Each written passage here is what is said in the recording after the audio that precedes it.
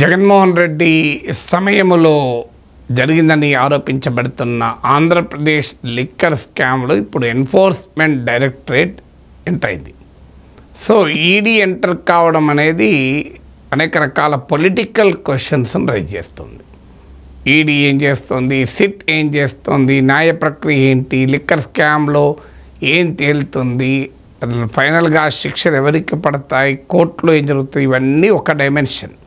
ఆ డైమెన్షన్లోకి నేను వెళ్ళడం లేదు, ఎందుకంటే అది కోర్టులు చూసుకుంటాయి. కానీ సో ఇందులో పొలిటికల్ డైమెన్షన్ ఏంటి, ఇప్పుడు ఆంధ్రప్రదేశ్ లిక్కర్ స్కామ్ పైన ఒక్క ఆంధ్రప్రదేశ్లోనే కాదు, ఈడీ అనేక రాష్ట్రాల్లో దాడులు జరుగుతుంది.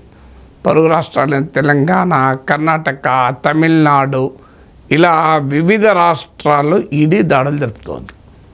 సో ఈ దాడులు ఏ రకమైన పొలిటికల్ సంకేతాన్ని ఇస్తుంది.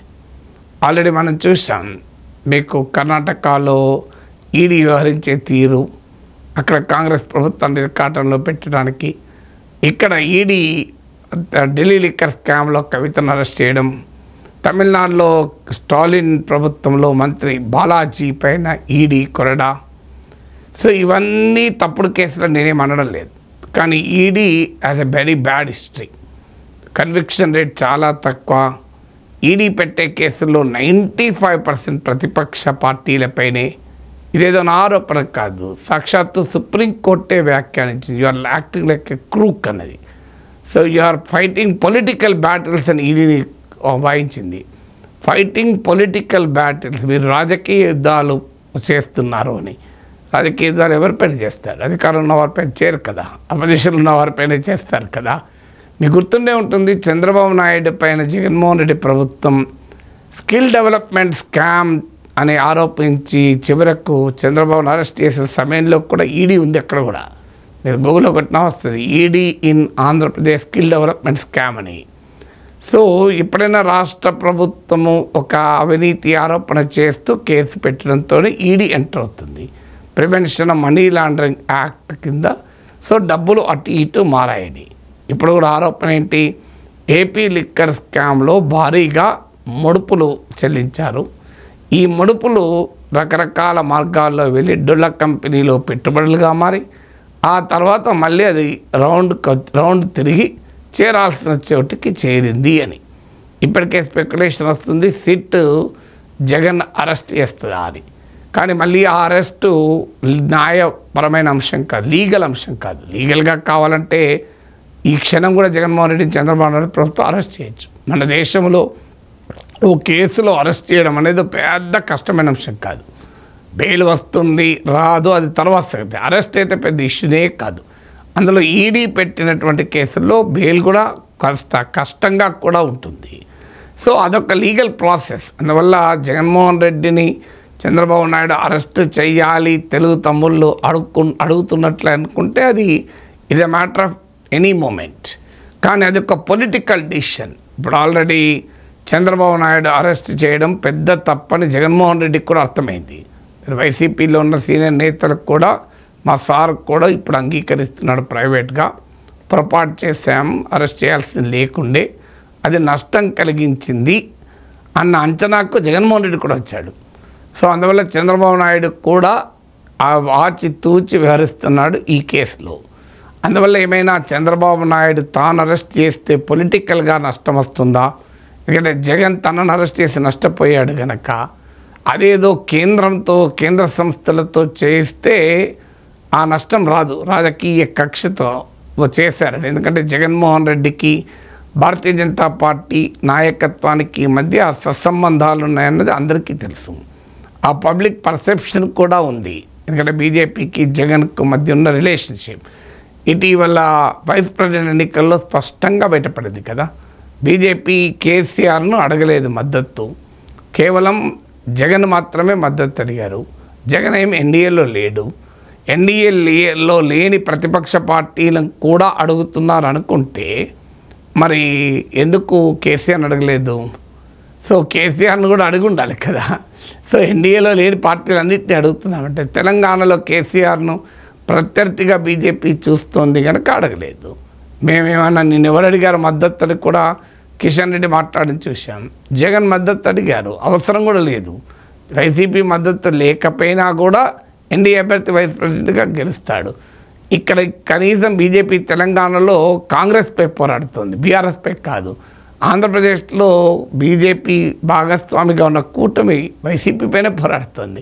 అయినా వైసీపీ మద్దతు అడిగారు. అందువల్ల ఆల్రెడీ పబ్లిక్ పర్సెప్షన్ జగన్కు మోడీకి మధ్య మంచి సంబంధాలే ఉన్నాయి అని ఉంది కనుక, అయినా ఈడీ అరెస్ట్ చేసిందంటే జగన్ పెద్ద నేరమే చేసి ఉంటాడు, మోడీ కూడా కాపాడలేకపోయాడు, అది చంద్రబాబు నాయుడు కాదు కదా అనే భావన రావడానికి ఉపయోగపడుతుంది కనుక ఈడీ ఎంటర్ ఇచ్చిపోయిందా. అదే నిజమైతే ఈడీ ద్వారా జగన్ అరెస్ట్ అవ్వటానికి లిక్కర్ స్కామ్లో స్కోప్ ఉంటుంది. అరవింద్ కేజ్రీవాల్, మనీష్ సిసోడియా లాంటి వాళ్ళని ఈడీనే కదా అరెస్ట్ చేసింది. అది కూడా లిక్కర్ స్కామే కదా. ఢిల్లీ లిక్కర్ స్కామ్, ఇది AP liquor scam. Scam is geography మారింది కానీ స్కామ్ మా స్వభావం ఏం మారలేదు కదా. సో అందువల్ల అదొక అనుమానాన్ని రైజ్ చేస్తుంది.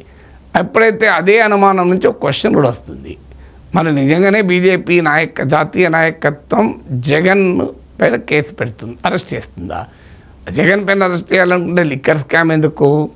సిబిఐ ఈడీ కేసులు జగన్ మీద తక్కువ ఉన్నాయి, 6 డజన్కు పైగా ఉన్నాయి కదా. ఇప్పుడు చంద్రబాబు నాయుడు ప్రభుత్వం పెట్టిన లిక్కర్ స్కామ్లోనే దూరి అరెస్ట్ చేయాల్సిన అవసరం లేదు కదా.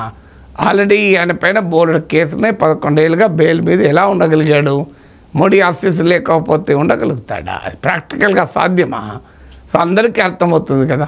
అందువల్ల ఇప్పుడు ఈ ఏపీ లిక్కర్ స్కామ్ ఆధారంగా జగన్ అరెస్ట్ చేసే పని బీజేపీ ఎందుకు చేస్తుంది? బీజేపీ వ్యూహంలో అటు టీడీపీ ఇటు వైసీపీ తో సమదూర సిద్ధాంతం ఉండే ఇప్పటికి కూడా. సో ఇంట్లో రామయ్య వీధిలో కృష్ణయ్యలాగా కూటమిలో టీడీపీ, కూటమి బయట వైసీపీ, బీజేపీకి మిత్రపక్షాలు. సో అందువల్ల with in NDA, outside NDA, NDA ally, non NDA ally, NDA ally TDP, non NDA ally YCP. అందువల్ల ఇద్దరి విషయంలో కూడా బీజేపీ రాగద్వేషాలు ఏమీ ఉండవు. సో అందువల్ల మీకు జగన్మోహన్ రెడ్డి పైన ఇప్పుడు అరెస్ట్ చేసి బీజేపీ ఎందుకు శాశ్వతంగా దూరం చేసుకుంటుంది? ఇప్పుడు కాంగ్రెస్ పార్టీ అరెస్ట్ చేసి జగన్ను శాశ్వతంగా దూరం చేసుకోలేదా? జగన్ మళ్ళీ కాంగ్రెస్కి వచ్చే అవకాశమే లేకుండా చేసుకోలేదా? ఆ పని బీజేపీ ఎందుకు చేస్తుంది? ఎప్పుడు అవసరం వస్తారో తెలియదు, 29 ఏం జరుగుతుందో తెలియదు. అయినా చంద్రబాబు నాయుడు మీద నమ్మకం పెట్టుకోలేము. ఎందుకంటే మోడీ అన్నాడు కదా, దల్ బదల్నే మే ఉన్నతో సీనియర్ అయ్యాని. సో మోడీ గుర్తులేదా? ఎప్పుడు మిత్రపక్షాలు మార్చడంలో నాకన్నా సీనియర్ చంద్రబాబు అని చెప్పాడు కదా. సో అవసరమైతే ఒడిలో ఉంటాడు, లేదంటే జుట్టు పట్టుకుంటాడు అని కూడా చెప్పాడు కదా. సో ఇవన్నీ మోడీ చెప్పిన మాటలే చంద్రబాబు గురించి. చంద్రబాబు నాయుడుకు తెలియదా చాణక్యము? చంద్రబాబు చాణక్యం పైన మోడీకి అవగాహన లేదా? ఎప్పుడు ఏం చేసేది తెలియదు పరిస్థితులను బట్టి అని. అందువల్ల ఆయన ఇన్సూరెన్స్గా ఆంధ్ర ఇన్సూరెన్స్ స్కీమ్ జగన్మోహన్ రెడ్డి, మోడీకి ఆంధ్ర ఇన్సూరెన్స్ స్కీమ్ జగన్మోహన్ రెడ్డి. అందువల్ల జగన్మోహన్ రెడ్డి ఎలాగో వదులుకోరు. మరి ఇప్పుడు ఈడీ ఎంటర్ అయ్యి ఏం చేస్తుంది? చంద్రబాబు నాయుడుకు ఫెసిలిటేట్ చేసి, నీవు అరెస్ట్ చేసి చెడ్డపేరు తెచ్చుకోకు, నేను అరెస్ట్ చేస్తా, నీ కాగల కార్యం గంధర్వులు చేసినట్లు కాగల కార్యం కేంద్రం చేసింది అనే అవకాశం ఇస్తుందా? ఇవ్వకుండా చంద్రబాబు నాయుడు ఆశలకే కళ్ళం వేస్తుందా? అంటే చంద్రబాబు నాయుడు కావాలనుకున్న జగన్ ఏమీ చేయకుండా ఈడీ అడ్డుపడుతుందా? ఇది ఒక పొలిటికల్ డైమెన్షన్. రెండవది. మూడవది, దీన్ని ఉపయోగించుకొని ఇతర రాష్ట్రాల్లో రాజకీయాలు ఏం చేస్తుంది? ఎందుకంటే సౌత్ ఇండియాలో ఉన్న, ఆంధ్రాకున్న పొరుగు రాష్ట్రాల్లో చాలా రాష్ట్రాల్లో ఎక్కడ బీజేపీ లేదు కదా. కర్ణాటకలో లేదు, తెలంగాణలో లేదు, తమిళనాడులో లేదు. సో దీన్ని ఉపయోగించుకొని ఇతర రాష్ట్రాల్లో కూడా పొలిటికల్ గేమ్స్ ఆడటానికి బీజేపీ ఏమైనా ఎత్తుగడ వేస్తుందా అనేది మూడో అంశం. అందువల్ల ఇది ఈడీ ఎంటర్ కావడంతో క్వశ్చన్ ముందుకు వస్తుంది. జగన్ పైకి మోడీ తుఫాన్ దూసుకొస్తుందా, లేదా జగన్ను తీరం దాటించటానికైనా మోడీ వస్తున్నాడా, ఈడీ వస్తున్నాడా? అంటే మోడీ అంటే ఈడీ, మోడీ వైపు రాకపోతే ఈడీ వస్తుంది అంటారు కదా. సో అందువల్ల జగన్ను కాపాడటానికి ఈడీ ఎంటర్ అయిందా, అంటే జగన్ వైపుకు ఈడీ తుఫాన్ దూసుకొస్తుందా, లేదా జగన్ను తీరం దాటించడానికి ఈడీ వస్తుందా?